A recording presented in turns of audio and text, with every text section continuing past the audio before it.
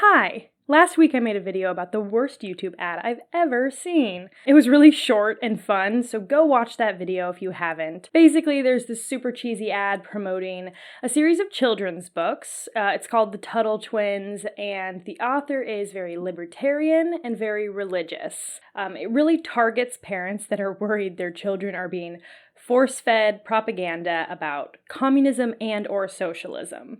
Always a good sign when someone boldly uses those two terms interchangeably, right? Anyways, at the end of the ad, they're like, okay, buy our children's books so that children can learn about free markets and the justice system. And the first book in the series is called The Law. Well, I found a used version of the book and I bought it, and I asked if you guys wanted me to follow up that video with a video about this book. And like a zillion of you said, yeah, make the video. So here I am. I'm going to break this video into a few parts. So first we're going to talk about the author of the books, the mastermind behind it all. Then we're going to look at what is in here. Then we're going to look at the reception. We're going to read some funny, bad reviews. Even people who thought that they were going to like this book hated this book. And then we're going to talk about the impact of this type of thing, like on our culture and what it does and all that. So the first book in the series is called The Tuttle Twins Learn About the Law. And it's written by Connor Boyack and illustrated by Elijah Stanfield. Okay, so as I said, Connor Boyack is the mastermind behind this, and he also runs Libertas Press, which is who published this. Luckily, Connor made it into the Utah Valley 360 magazine Fab 40 list in 2019, which was superhero themed. It gives some fun little blurbs about him, so let's just see what he has to say. So, here he is. Age 37, city Lehi, so he's in Utah, obviously this is Utah Valley Magazine. He is the founder of the Libertas Institute, a nonprofit, make note of that, working to create more freedom in Utah, is just one of the items on Connor Boyack's resume. Connor has also written and sold 350,000 copies of 9 children's books, these numbers are higher now, in the Tuttle Twins series that teach children about economics and government. Connor also advocated for passing of Prop 2 this past year and aided in the following negotiations. Just a side note, despite it going against his own church, Boyack was advocating for the use of medical marinara, let's just say that. Even his love story has a political twist. In 2007, his wife started a Facebook page called Just Because I'm Mormon Doesn't Mean I'm Voting for Mitt Romney. Connor immediately joined and eventually met and married the creator of the page. I just have to say that as far as superhero origin stories go, that has got to be the funniest one I've ever heard. This is a quote from him. By day, I'm a serious think tank executive working on serious issues, but by night, I'm a children's book author working on fun stories that tens of thousands of families across the country really love, he says. At least I don't have to wear a mask. This is a superhero reference. I know that, but he also doesn't wear a mask in 2021. I've always been a fan of Professor X for his wisdom and leadership, as well as his telepathic abilities to read others' minds. With how often I interact with people of wildly diverging worldviews, it would be super interesting to get inside their heads and see why they think the way they do. Yeah, empathy is a fucking superpower, isn't it, man? And then super strength. I'm an extremely productive and prolific writer. I generally accomplish more in a week than many others do in a month. I'm still trying to figure out how to bottle up my energy and sell it to others. It'd be the next big MLM opportunity. In case you don't know, MLM is multi-level marketing. It's like a pyramid scheme. Think Mary Kay or Herbalife. It's like a recruitment sales scam. There's a lot of content on YouTube about MLMs that you can go watch. I actually made a video about how the fact that we lack a social safety net in America is the reason that MLMs will never go away. There will always be pyramid schemes. And if we had a social safety net, it wouldn't be so easy for these scams to get away with scamming people. Obviously, he was joking in that sentence, but I somehow doubt that he wants MLMs to be regulated by the FTC the way that I wish that they were. Anyways, the rest of this article is kind of boring, so we're just going to skip that part. Now let's delve into what he believes. Got some stormtroopers on the Capitol steps or something. You can read into it. He's also anti-mask, anti-vax, and an interesting one which is anti-war. This is a funny one with libertarians in my experience, because a lot of times the libertarians don't want the government to do much of anything at all, except there are some very hypocritical ones out there who, they want to strip away welfare programs and they want to strip away money from schools and all that, but they're still fine with like huge military spending because they see it as like a necessity. He's at least consistent with the beliefs. He's posting that he thinks that Afghanistan was a waste of money and lives, that we shouldn't be holding people in Guantanamo Bay.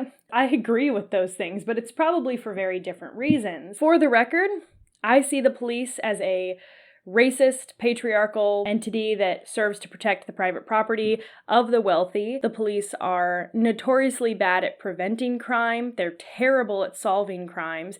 And they're even worse at helping poor people, women, and people of color after a crime has occurred. So I'm not a fan. I also understand that the police aren't going away anytime soon. I mean, even the most like progressive Americans see them as necessary. But I believe our whole justice system is completely whack. That's pretty much my standpoint on it. I didn't ask to be born, and I didn't agree to any of these laws upon being born. So one of my favorites is this chart of the American prison population per capita compared to other countries. So just look at it. Locking people up. That's freedom, baby. That's freedom right there. So now you know our respective opinions, mine and Connor's, going, about the law going into it. Before I start talking about the book itself, I just want to reiterate that, Connor, if you're watching this, it is illegal to file a false DMCA claim against this video. As stated on the first page of your book here, I'm allowed to use these passages, brief passages, embodied in a critical review. No, I will not be reading the entire book. It's super boring anyways. This is a review of this content and an analysis of the impact this sort of thing may have on our culture. Now, Connor, just in case you still are tempted to file that DMCA claim against me, just remember, using the government and the law to file a claim against me while I'm doing something perfectly legal, that would be seen by you as messy socialism, right? Let's get into it. Okay, so this book is dedicated to Frederick Bastiat, who was a French economist in the 1800s. Says a great man with a great mind. Bastiat was an economist who loved free markets, right? So his most famous book was called The Law. How fitting. He was elected to France's Legislative Assembly, and he believed that free markets should be absolutely unrestricted. He also said, under extraordinary circumstances, for urgent cases, the state should set aside some resources to assist unfortunate people, to help them adjust to changing conditions. I don't know about you, but after the 2 years that we've had, I don't think that is sufficient. Bastiat completely opposed paying for other people's education or grain, etc. with his tax dollars. Basically, everyone can defend their life, liberty, and property, but the government should have minimal power, only to help preserve those three rights, right? So the only time the government steps in is to help you preserve your right to life, liberty, and property. If it goes any further, then it's all bad, and they throw around the word socialism a lot. So the book starts out and introduces the 9-year-old twins, Emily and Ethan Tuttle. For some school project, they have to interview their wise neighbor, Fred. Fred takes the twins to his office and says he's going to teach them something very important. He shows them a book called The Law by Frederick Bastiat. He says the law affects us every day. Blah, blah, blah. It's honestly very boring. Anyways, the kids mention their uncle is a police officer. This will be important later. Fred says, we all have rights, including talking about things, going to church, etc. Then he says, God gives us our lives. He gives us the ability to think and learn and act, to know when things are right and wrong. Emily then writes in her notes, our rights are from God. So right off the bat, we are getting into some weird territory here. First of all, I do believe there are things that an organized nation should see as basic human rights. But I don't really see what God has to do with any of it. Like, I don't see why morality should be involved at all. In fact, by including God in it, I think it really just makes it less clear what a right is and why. But I also really just hate this method of indoctrination where it's like, I see you, Connor. You're not as slick as you think you are. You're basically teaching kids something and then understanding it for them, right? You're not allowing for free thought or interpretation of your text. So the kids are listening to this, lecture from Fred about what rights are. And they hear Fred say something about God, and then it's kind of complex. So then Emily digests it for the reader, who's a kid, by writing down, our rights are from God. So then, after Fred says that God gives us our rights, he says, but we have to protect them. He says that a lot of times the bad guys infiltrate the government. And Emily writes down, bad guys can be in government. Then it gets super weird. So Fred goes into this story about their neighbor, Mrs. Lopez. And I couldn't help but notice that they chose a Latina, because we all know how right-wingers feel about immigration, specifically from Central and South American countries, right? So he's like, okay, so she loves the tomatoes, but what if she just came and took one? And the kids are like, that's bad. And he says, well, what if your police officer, uncle, helped her steal them? Is it still wrong? And the kids are like, yeah, of course, that's stealing. Stealing is wrong. So then they basically ask Fred if the government is stealing his shit, and Fred gets real with them. He shows them his stockpiled prepper food storage pantry and I gotta show you this. Hold on, let me see if I can find it. He shows them this, which is his vast pantry. And he's like, oh, I like to keep this extra food around just in case, a mom in the neighborhood has a new baby or one of the dads loses his job. I can give him some food. And I just think, this is a really, really, thinly veiled way of saying, instead of government programs like food stamps, we should all just, be nice like Fred, stockpile some food, and give it to people in need when we can. That way we won't have to pay for programs like, maternity leave or unemployment insurance or anything like that, God forbid. So Fred basically says he loves helping people and all, but the problem is the government forces him to help people.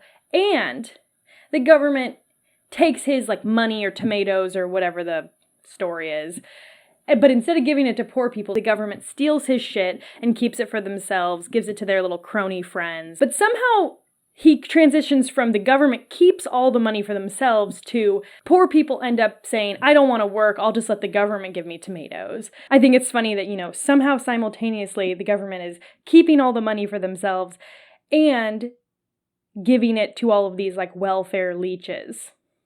Which is it? And he ends up saying that what this leads to is that it leads to the government controlling everything. Couldn't we have gone from the government helping this one dad who lost his job all the way to the government controlling everything? Don't you think we could have landed somewhere in the middle there? But that's basically what Connor Boyack and Frederick Bastiat believe in. And it's what they call socialism. Socialism is when the government does stuff. So then Fred explains that, you have to fight back with ideas, and that these ideas, lowering taxes, getting rid of welfare, stripping the public funding from schools, these are the real underdog ideas in society. At the end of the book, he has a little part for parents to read, and he defines legal plunder, which is when the law takes something from one person and gives it to another person. If someone would have had to commit a crime to take that from you, but the law does it instead, that's legal plunder. I'm assuming most of the people who enjoy my channel are not into small government libertarianism.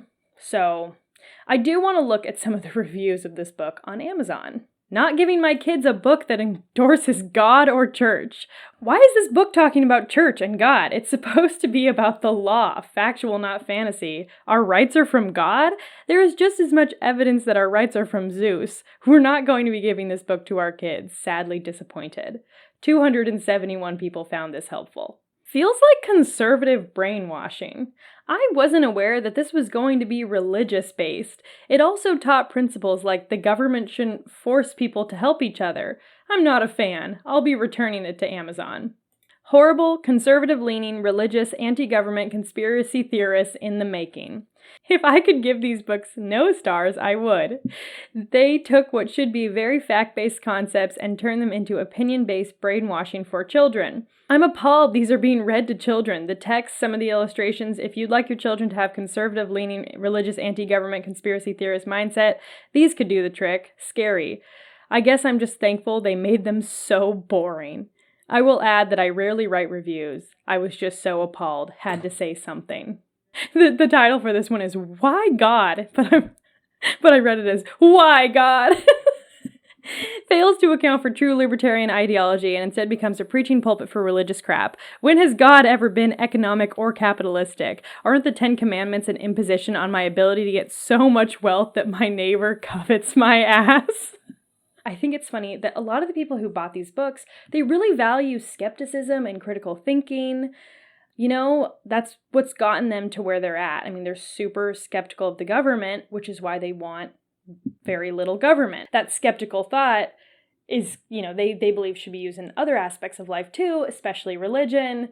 A lot of them are big into conspiracy theories, and the fact that these books don't get the kids to think for themselves goes against a lot of what these libertarians value, right? It's honestly kind of sad. Plus, a ton of libertarians are atheist or at least against organized religion, and they definitely believe in the separation of church and state, which is why the phrase, "our rights are from God," is just, well, it's not doing a very good job of pandering to your demographic, I'll say that. The whole, Libertarian Mormon Utah thing is also kind of hilarious. It's clearly a group that Connor is trying to reach, and from what it looks like, he is reaching them. He is very prolific. He's been blogging. He goes on tons of podcasts. He's been doing this for a long time. I think he's been at this for a decade or more. It also seems funny to me that he has a hard time reconciling his libertarian beliefs with his Mormonism, as we saw with the example where he was advocating for the use of medical marinara against the advisement of the LDS Church. The LDS Church really believes that the government should help restrict all of those things, all those substances and all that. They believe that liquor stores should be closed on Sundays. They see marriage as this holy communion that's recognized by the state, and that's why gay people shouldn't be allowed to do it, right? I mean, how much money and time has the LDS Church spent fighting that? Because they believe that marriage is this thing recognized by the state. And that's not really much of a libertarian belief if you think about it. Meanwhile, Connor doesn't really believe that the government should do anything. Literally anything. The funny part to me is when we tie this back to the ad for the books, which brought up socialism a lot. If you remember the ad from last week, it kept comparing normal amounts of government to being socialism. They believe that any amount of intervention beyond punishing someone for a crime or something is seen as socialism. Even Frederick Bastiat kind of talked like that. People hate the government. I hate Republicans and Democrats. I just want to clarify that when I said this, I meant that I hate the Democratic and Republican parties. If you identify as either a Republican or a Democrat, I do not hate you. I have a lot of empathy for people and where they've ended up politically, and I just wanted to clarify that I don't hate you if you're a Republican or Democrat. People have a hard time wrapping their minds around this. They come to my channel and they think I'm in love with the Dems. It's not the case. I am the furthest thing from a Republican. I will never, ever, ever side with the Republicans. But I despise the millionaire Nancy Pelosi, who is my representative. I despise her. I hate that big corporations get massive bailouts, but when any individual wants welfare for a short amount of time, they're seen as a leech. I hate neoliberalism and all of its components, but you know what I do like? School. Sending my kids to free public school. I like parks. San Francisco has some of the most amazing parks of any city I've ever been to. I like libraries. You know what's cool about the library? There's no money at the library. If you're a librarian and there's money at the library, do not tell me. I like roads, buses, I like ferries. Do libertarians like these things? Do you like roads? One of my favorite things about the government is safety. Like here in San Francisco, they made sure that if there's an earthquake, none of the buildings are going to fall down. They made them all meet the safety standards. And if these things went unregulated and it was left in the hands of a private company, I'm not certain that if it was driven by profit, saving lives would be worth the investment. It just doesn't seem like it. And I know that the government can be very corrupt. I understand that. I'm the first person to admit that. But what Connor Boyack is saying is that anytime the government takes taxes from people, that's legal plunder, and he's so absolute about it that it leads me to believe that he thinks that we shouldn't have any taxes. Or show me a world where we wipe out the existing tax-paid infrastructure that we have, and you're able to build and maintain civilization just based on privatization. Your little book doesn't really show that part of the story, you know what I mean? Where private companies are the ones running everything. Where's that in here? I don't see that. I see a neighbor giving like a cookie to his neighbor. I know what we have isn't perfect, and not to mention that each state in America is completely different in terms of laws and regulation, but what we have is not communism. It's not. I don't feel as though I have seized the means of production. Do you? Do you feel like you've seized the means of production? Do you feel like you own the means of production with your fellow man? I sure don't. Do you feel like you have a social safety net guaranteed through the state? So I have a few questions for people like Connor Boyack. Do you believe that any tax money should be collected? Do you believe that the police should exist to protect life and liberty and all that stuff? If so, how are the police going to be profitable? What will happen if Mrs. Lopez needs tomatoes, but nobody will help her out of the kindness of their own heart? Where does Mrs. Lopez go when she runs out of options? How much will all of these services like school, safety, and transportation cost the average person once everything has been privatized? What's the monthly utility bill going to look like for that stuff if the government isn't funding any of it? Just know that Connor runs his businesses through a nonprofit, so no, he isn't paying taxes on any of it. He probably doesn't pay taxes on anything. He is benefiting from the system without paying back into it. I'm sure that he drives on roads, at the very least. If you want to hear my opinions about nonprofits, go watch my nonprofit video. I will link it right here. And just know, Connor, that a bunch of that tithing money that you've given to the LDS Church has been spent lobbying the government, especially in Utah. Okay? So I don't know why you're like this. You're living a selfish pipe dream, and it's weird and cringy and Reddit, and I hate it. Stop indoctrinating kids with your weird little opinions and just give them the facts and let them decide stuff. Don't read these books. Next time I go camping, I'll use it for kindling. Anyways, thanks for watching. Do you believe in love after Frank? Let's get this party started. Hi. How's Cleveland looking this time of year? This is for the Mormons watching. You're already 3 minutes into this video and you've said nothing. And you've touched your eyeballs like 7 times. By the way, yes, I am holding a USB mic with a stand. This is supposed to sit on the desk, but it sounds like shit if I do that. And I'm holding it, and this is a sock as my pop filter. Totally normal thing to do. This is probably the last time I will be filming in this room. We have pipes, we all know that. I'm moving into the other room because for the first time since having my channel, the neighborhood school is back in session and recess is super loud, and between that and the pipes and the neighbors outside in the backyard with their dogs, everything yada yada yada, I can't be in this room anymore. So I'm gonna get a new setup. I'm gonna try to make it super sexy. Thanks for the patron money, because that's what I'm using to buy like some panel lights and hopefully eventually a microphone with a stand. I really appreciate it. I should probably change the background. Is that fun? I don't know. Is that a cool thing to do?